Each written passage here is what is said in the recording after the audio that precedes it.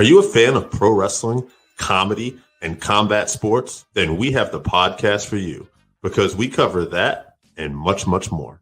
Do you like to debate with your friends? Do we have the perfect segment for you? It's the 531, where we take any given subject, break it down to a top 5. From there, we debate it down to 3, and then into that number 1 spot. If you want to get a hold of us, find us on our social medias. Search Working Fans Podcast on any major social media platform. And if you want to find the podcast, search for us on any major podcast platform, as well as YouTube. Working Fans Podcast. We put in the work so you don't have to.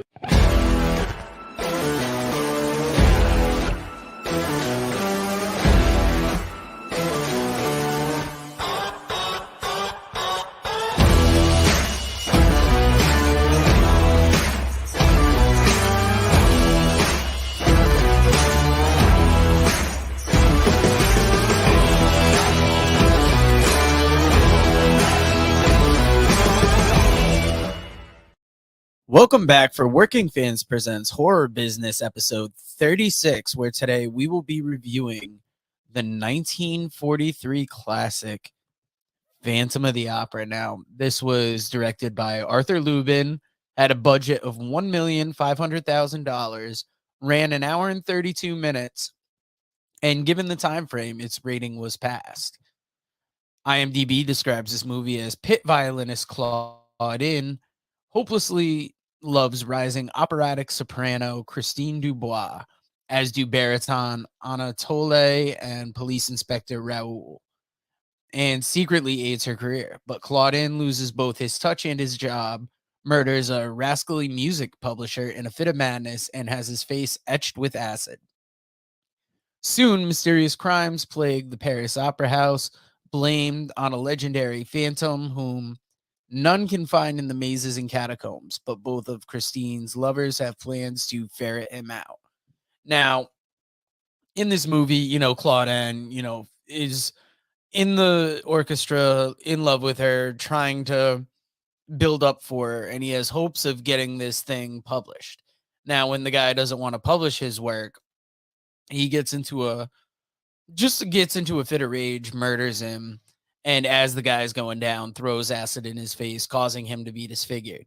He skirts off, and then all these crimes that occur around the opera house are him.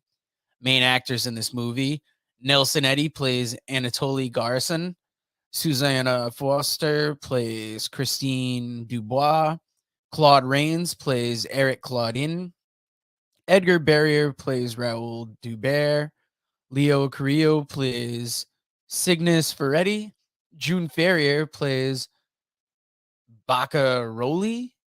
That one I can't read. A lot of these names are French, and even going over them, I'm like, ooh, I don't know if I'm going to be able to read that well. J. Edward Bromberg is Amiot. Fritz Feld is Liqueur. Frank Puglia is Villeneuve. Stephen Garay is Verchese. Barbara Everett is Aunt. Hume Congan, Gerard, and that covers most of the major players. Now, I had never seen this movie before, and now that I got to the end, because for all this month, I wrote out a list of horror movies and just went one by one by one. Now that everything after Werewolf by Night is just me picking movies that I figure I could review. 31 I thought I liked. Turns out I didn't like it. Phantom of the Opera, never seen it. I figured I should check it out. And I saw moments that influenced cinema from then on, or like even pop culture. Music added to the atmosphere of this movie, I thought, and I love the classic style of film. IMDb gave this a 6.4 out of 10, and we are going to give you those mid-show reads. As always, we are brought to you by the Pro Wrestling Vault Volume 1 and Lance by Chance, written by Vinnie Berry, available at WrestleVille.com. All of the following books are available on Amazon.com, including Super Vows and Pas de Deux, written by friend of the show, Kevin Kelton. I'll Be Here All Week and All That's Left, written by Ward Anderson, as well as his stand-up special. Blood and Fire, the unbelievable real-life story of wrestling's original Sheik, written by Brian R. Solomon. How Not to Suck at Comedy, written by Pat Oates. Matt Memories, written by John Arezzi and Greg Oliver. If you're an artist in Connecticut or the surrounding states and are looking for studio time, check out the great people over at Connecticut People Records.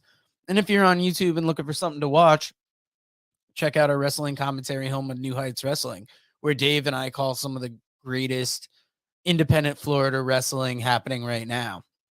Now, in this movie, the original script revealed Claudine to be Christine's father, who abandoned her and her mother in order to pursue a musical career. When this was cut from the final film, it left Claudine's obsession with Christine unexplained. The bronze sculpture of Christine Dubois was actually made by co-star Nelson Eddy, who was an accomplished sculptor. Universal Pictures planned this film as a vehicle for Abbott and Costello. It also considered casting Lon Chaney Jr. as the Phantom, a role made famous by his father, Lon Chaney, and John Hall as the romantic lead. The budget was approximately $1,750,000, which included $100,000 to soundproof the still existing opera stage from Universal's Phantom of the Opera Silent Film Edition. Susanna Forrester, the then 19-year-old soprano in the leading role, was asked by Nelson to join him for a concert tour, but she declined, feeling she was too young. The Universal logo did not appear at the beginning of this film. The role of Christine Dubois was originally intended for Deanna Durbin, who turned it down. Deanna Durbin. Arthur Lubin replaced original director Henry Coster. Originally, there was word that Charles Lofton was to be cast in the title role in a black and white production. This was soon scrapped. But what was not scrapped was Working Fans Presents Horror Business. Thank you for joining us all this October, covering some of the most classic horror films out there. Were there any movies you hoped we would have covered? Any trivia we missed? Please like, rate, review wherever you can. Subscribe.